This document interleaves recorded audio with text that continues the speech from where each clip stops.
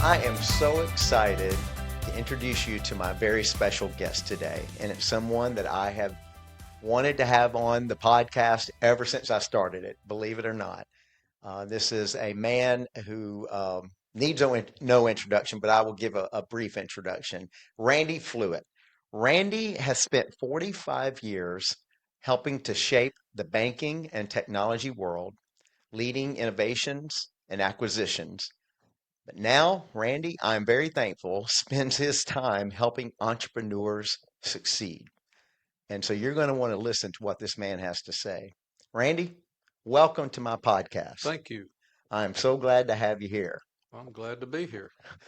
Randy, when you look back over your career, you have been a leader. You have been an incredible leader in the world of banking and the world of technology. But think way on back to when you first started. What can you think of a moment when you realized me, Randy Fluitt, I'm a leader. I'm wired to lead. What clicked in your mind at some point? Well, the first recollection that I have was a couple of months before I graduated from high school.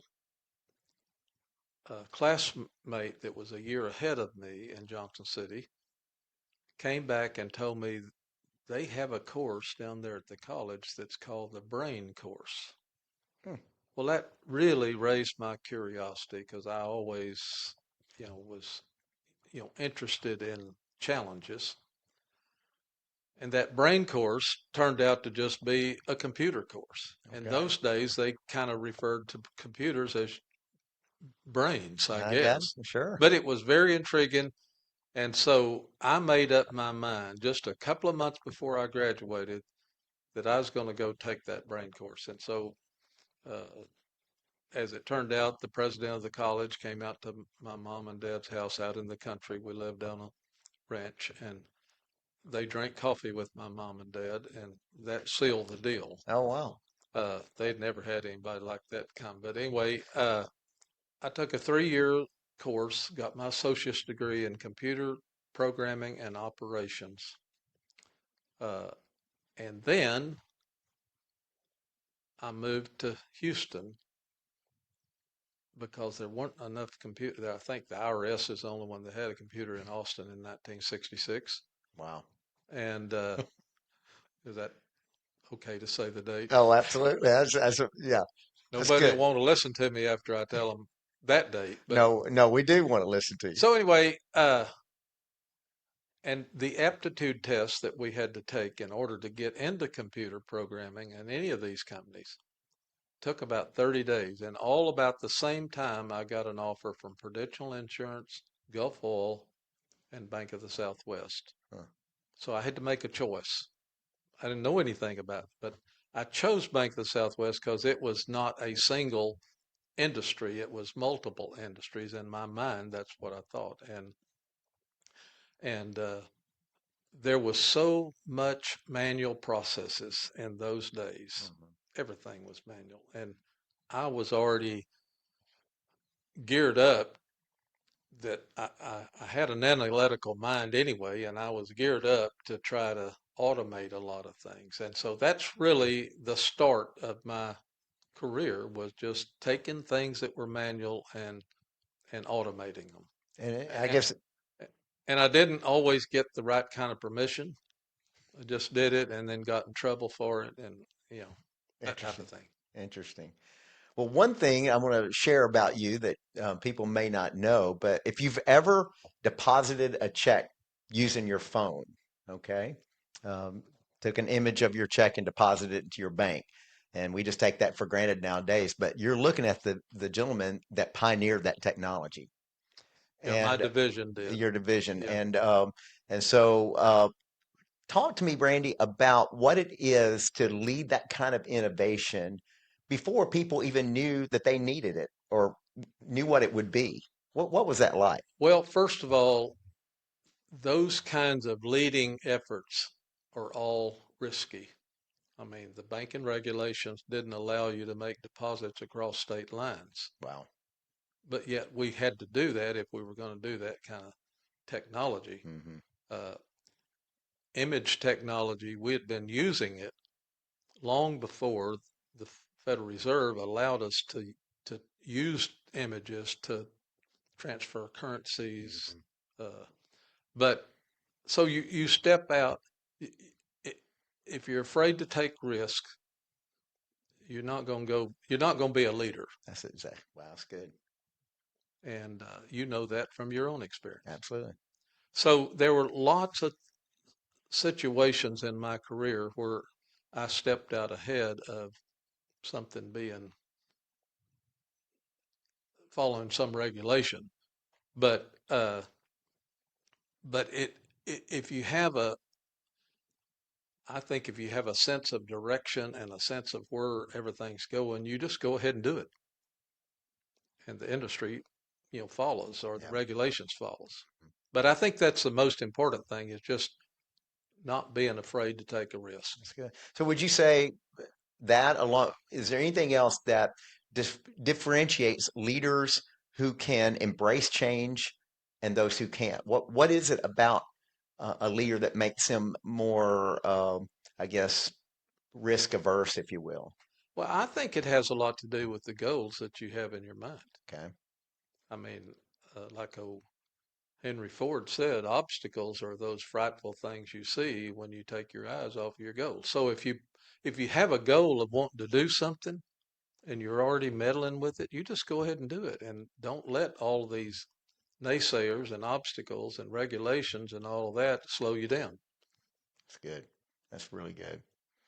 Well, now, Randy, you have over the years in your career, you've led many acquisitions Hmm. of other companies and evaluated and been very successful in that.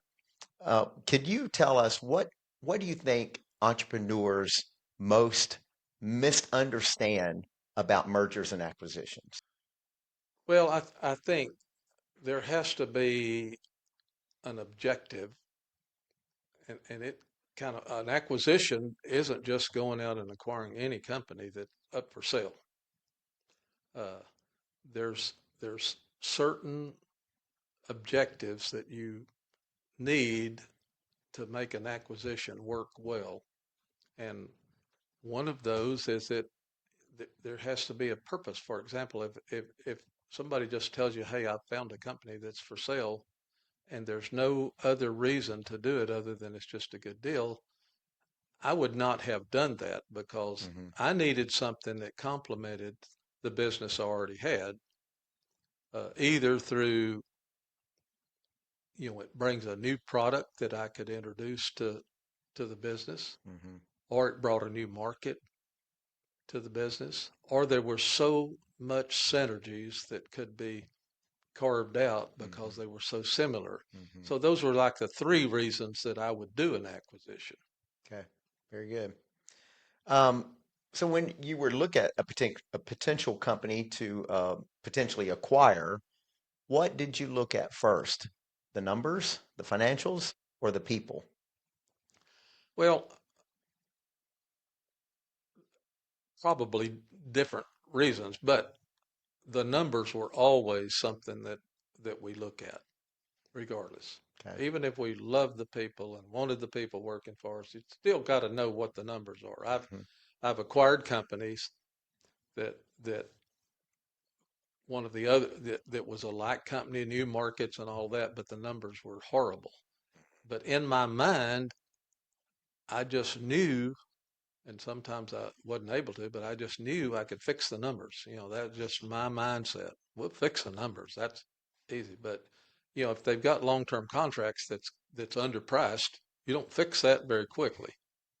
But but I think the biggest risk is to acquire a company and not get the leaders or the people that have been running it, because you lose an awful lot of Hmm. resources or knowledge when you Hmm. do that. Customer knowledge, Hmm. because the acquisitions I did all had lots of customers, lots of banks or lots of commercial businesses or whatever, and you need that people uh, skills or those people relationships, if you will, with the Hmm. customers and the leaders, No doubt. more so than you need my relationship with those leaders. Sure. So you mentioned fixing the numbers. What's easier, fixing the numbers or fixing people? Probably fixing the numbers. That's what I thought. Yep, I would agree with that. There's Yeah, some acquisitions you walk away from because you can't get comfortable with the people. yeah, yeah.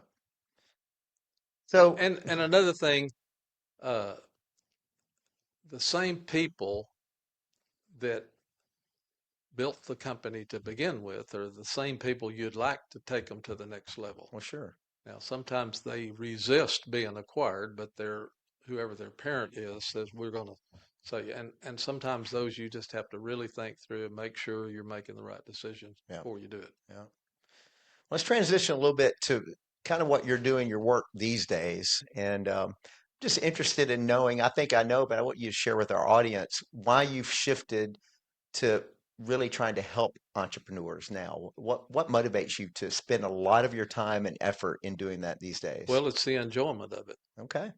You know, I have I mean, I know what it's like to spend 70, 80 hours a week building a company or building a business. And now that I've done that and I've moved on, I I really enjoy watching people who didn't have anything and now they have a lot because you mentored them and helped them with their business case and business plan and helped them understand their financial plan. I think one of the things that I like real well is to be able to look 2 or 3 years in the future at a financial plan. And I'd rather use the word financial plan than I had budgets. Okay. Budget seems to me like just something that keeps track of your numbers. I like to look out into the future, More vision. more of a vision, Hmm. and set those targets out there and then work toward those targets. But Hmm. the people side of it, uh, once you get that into their mindset, looking ahead, even if it's 5 years ahead, there's nothing wrong with building a business and not having a lot of profits for several years, as long as it's a goal and as long as there's a financial plan and whoever your investment bankers are or Hmm. whatever. Uh, but there's a lot of enjoyment out of watching people that are very successful. And I've mentioned this recently in a talk that I had that I listened to a Dave Ramsey quote, and he said that only 12 to 20% of the millionaires today inherited their money. The other Wow, 80 to 88% are self-made. To me, that is that's inspirational. great. That's very impressive that we've got that kind of talent, and and I think there's mentors that help those people do Yeah. that. Well, I'm very thankful that you're one of those mentors, and there's a lot of entrepreneurs that have you to thank for their success where they Yeah. are today. And so you've evaluated hundreds, maybe thousands of leaders over the years. What qualities make you believe in someone? Well, it's interesting, and I don't know who I'm going to cross in this conversation, but at one point in the bank, in a very large bank, I was responsible for hiring all the management trainees, out of college. And after a couple of years, I learned to ask the question, did you work while you were going to college? Or did you just get on? Party. So I hope it's okay for me to say this. Go And ahead. uh, I I wound up only hiring college graduates that worked their way through college and paid for the college. Why do you think, what is it about, what did that tell you about that individual? It gave them work ethic information. It also diversified, you know, what there is to know about working. And Interesting. and in every industry, I don't care where you're working. I mean, I started off at 12 years old mowing lawns. You can learn a lot mowing lawns. Yeah. I started out with a 22-inch mower, and I could get through a yard a lot faster than I could with an 18-inch lawnmower. So I switched to an 18-inch. I Yeah. still got paid the same amount of money per hour. I love it. But That's a there's true entrepreneurial mind right there. I love so that. I learned that people that work learn a lot, That's exactly right. and it's not all book education that you need in business. A lot of it's just good old common sense and just Yeah, experience. yeah. So, Well, I'm gonna bring up Life Springs because that's where I became connected with you, and you and your partner on the Life Springs board invited me to join you guys on that board, and I'm very thankful.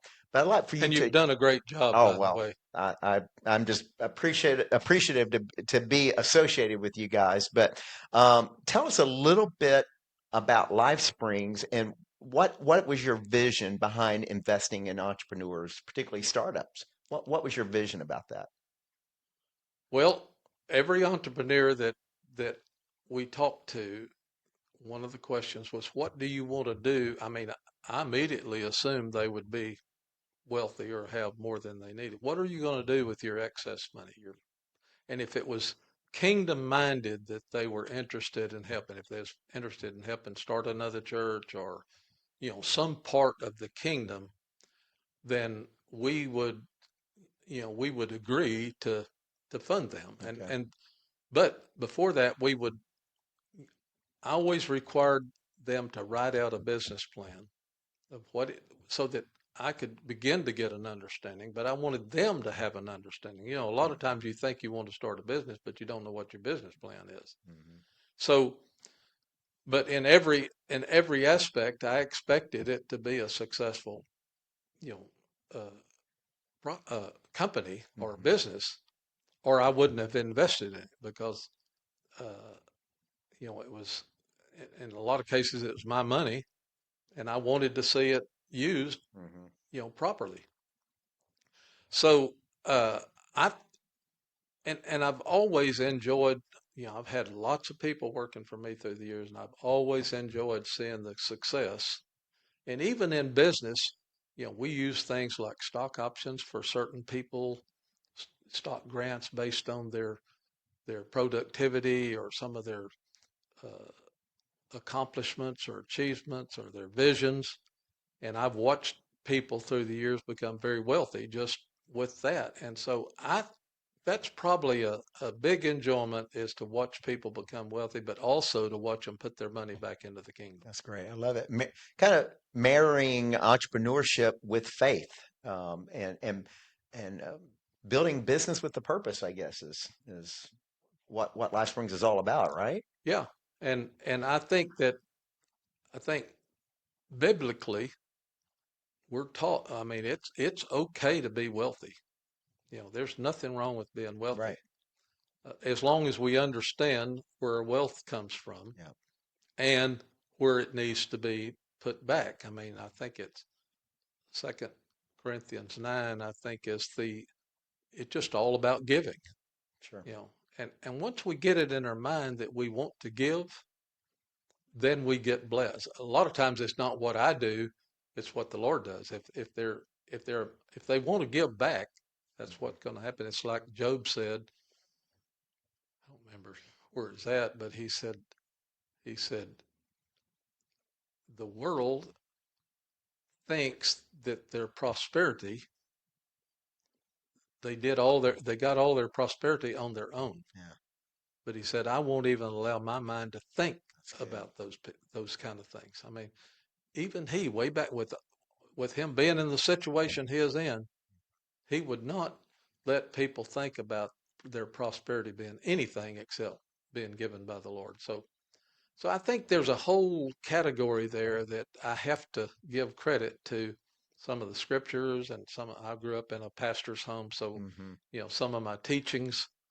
I mean, if you grow up in a pastor's home, you see a lot of the money go to the church, as opposed to a new baseball glove or something like that. So I think it's a mindset, Philip. Hmm. Uh, so part of that you have to read in whether you're doing an acquisition or whether you're trying to help sponsor somebody start a Hmm. business. Hmm. Understand what their real motivations are and their real plan is, uh, and there's some people that I've talked to that I wanted to help. I think they had a good plan, but they did not want to commit any of their new profits, if I can call it that, their new profits Hmm. to the kingdom. They had other plans. Yeah. Yeah. Well, I appreciate that stance that you take. And one thing I really love about your vision for Life Springs is the money's great. All new businesses need some sort of funding. Yeah, I certainly needed it in my day, but you're not offering just money, but you're offering a path, a guide, a a mentorship. plan, a mentorship. And to me, that's more valuable than Yeah, the money. yeah. Absolutely, because you've been there and you've done that. And Mhm. so I appreciate that. So you've built companies, you've acquired companies, you've sold companies. What excites you more, Randy? Building companies or building people? Well, I think it's always in the building side. Yeah. You know, I've always been a builder of things. In fact, I gave a charter to the graduates one year at Texas Bible College, and I think it was Zerubbabel that had the plumb line in his hand, and the Lord was pleased at seeing the plumb line in his hand. I don't know, I may be mixing scriptures, but be a builder of things. That's what I told. I don't care if you're building a choir or building a worship team Or a podcast. or a podcast or a building. Yeah, Be a builder of I things. believe That's so. got to be the most enjoyable, exciting thing you can do is build a company or build a plan. Just be a builder of things. I love So that.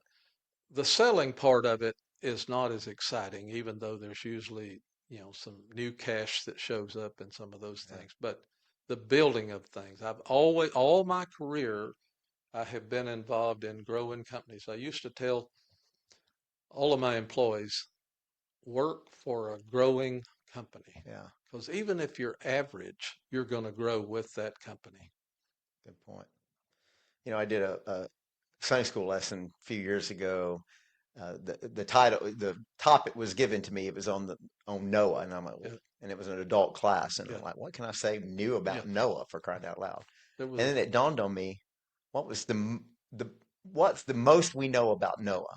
building. He was a builder, Yep. and he saved civilization by being a Yeah, builder, right? yeah. That's a great comment to add to this I love conversation. that. So All right, so Randy, go back to when you were that 18-year-old kid or that 20-something-year-old kid studying computer technology. And now, with all of the knowledge and experience and wealth you have, if you could go back and advise young Randy Fluitt, what would you tell him? take more risk. Are you serious? Now, you've taken a lot of I risks, did. but you said take more. Well, let me give you an example. When I was 27 years old, I was promoted to be over all the data processing for this big $1 billion bank. It came with a $3.5 million budget, no revenue. I'm just talking about the expense. Uh-huh. And they said, oh, by the way, with your new job, you need to cut 10% out of your budget. Well, I might have had 100 people, a bunch of computers, and computers were expensive. And you don't just cut out a computer. I mean, so I built a financial plan. This was before Lotus 123 and before Excel. So I had a 13 columnar pad that I penciled in. I wanted to know where all of my expenses were because I didn't. But once I got it all figured out, I realized that I had two computers in another building because of limitations of technology. The cables or the technology is time dependent code. So they said that it can't be more than 40 feet from your computer Yeah. or CPU, whatever the right Uh-huh. term is for this audience. But there was two of them over there, and we was leasing them for $30,000 a month. That's $60,000 a month, and the only reason they're there is because the equipment that they ran was in another building, under the you had to go through a tunnel and up the third floor of the other building. I said there has to be a way to connect those peripherals to Uh-huh. the computers that's in my building and save 60,000 a month. So I put together a plan, studied it all out. I've IBM's documentation said it's too far. It has to be within 40 feet, so don't even try it. I mean, blah blah Yeah. blah.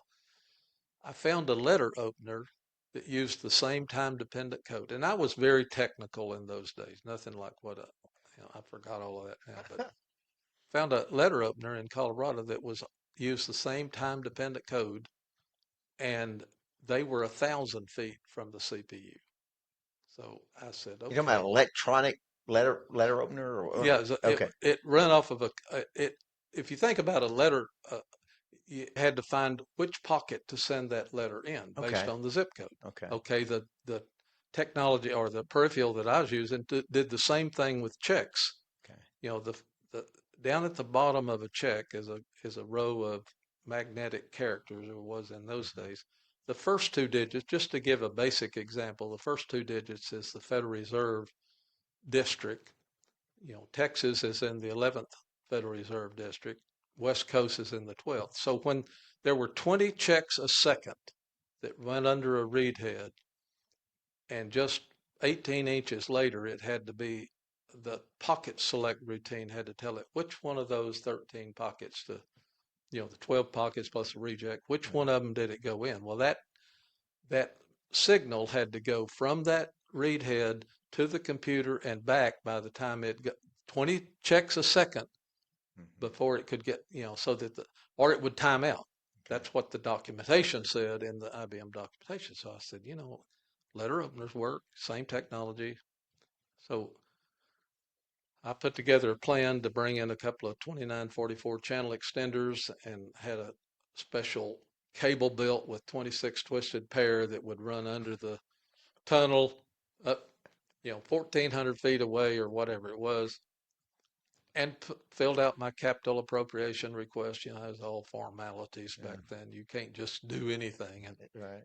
so my boss couldn't approve it because it was $3,300 expenditure. So my boss couldn't approve it. His next boss couldn't approve it. Had to go to the president. I'd never met the president. He was up on some seventh floor in Uh-huh. had his own cafeteria or whatever. I mean, we never got to see him. But Yeah. anyway, Yeah. I was so excited that I sent that thing up there and it come back declined, Oh. denied. What in the world, I said, would make somebody not want to save $60,000 and only risk Yeah. 30.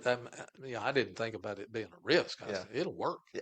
But, I'm sure he Yeah. looked at it as, that's $3,300 that young 27-year-old wants to spend. Yeah. I was so disappointed, and I told my boss and his boss, I said, this is ridiculous. I mean, how else am I going to save 30,000 a month? And here's 60,000 a month. And I guess I was pretty adamant about it because they said, well, you could send it back up again. So I do. I don't know what I did to send it up again, but this time I got invited to go meet the president. Oh boy. I was so excited. I thought he would say, man, Randy, I'm glad to meet you and all that. No, the first question out of his mouth when I walked in the door was, what makes you think you're smarter than IBM? Whoa.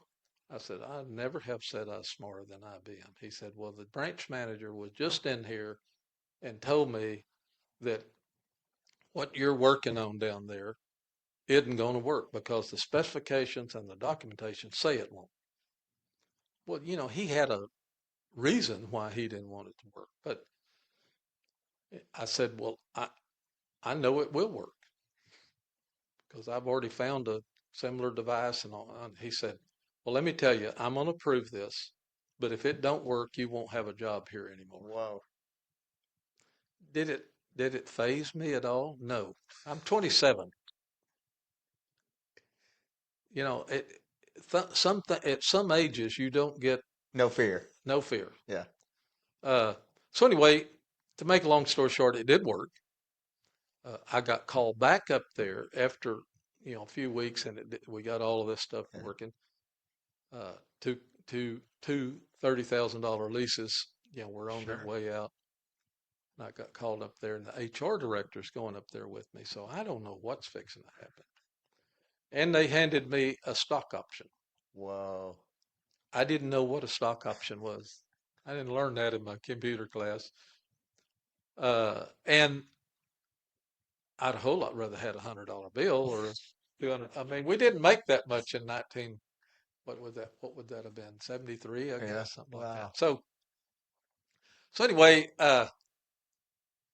time goes on, and I wind up doing a lot more things like that in the bank, and they finally promoted me over all the operations. And True story. I know I remember reporting to the CEO, a different CEO this time, but I wanted to move back to the hill country, and so I had turned in my resignation at 32 years old, 32, 33, somewhere in there. And they called me up and wanted to know what I wanted to do about this stock option.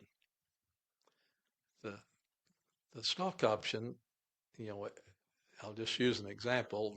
The bank stock, it could have been $10 a share when they give me the stock option, but 5 years later when I left, it had gone up $5 a share. Hmm. So I had 5,000 shares times $5, that's $25,000. I said, oh, wow. Now, I had made a commitment to my mom and dad as pastor of the church that I was going to leave home, go to college, get a good job, and come back and pay off that loan Hmm. For the church. for the church. Yeah.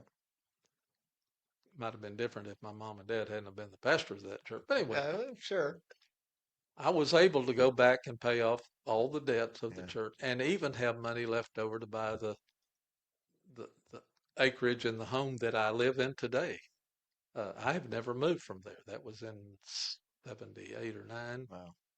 And That's why I love you, Randy Fluitt. why?